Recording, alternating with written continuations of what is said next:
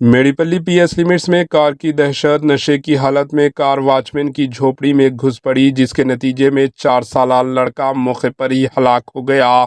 रियासत तेलंगाना के दारुल हुकूमत शहर हैदराबाद के मेड़ीपल्ली पीएस लिमिट्स में एक कार ने हलचल मचा दी। नशे की हालत में कार ड्राइवर वॉचमैन की झोपड़ी में घुस पड़ा, जिसके नतीजे में 4 साल लड़का मौके पर ही हलाक हो गया। शराब नशी व तेज रफ्तारी से एक मासूम लड़के की जान चली गई। पुलिस ने केस दर्ज करते हुए तहकीकात शुरू कर दी। Bureau report, HN news.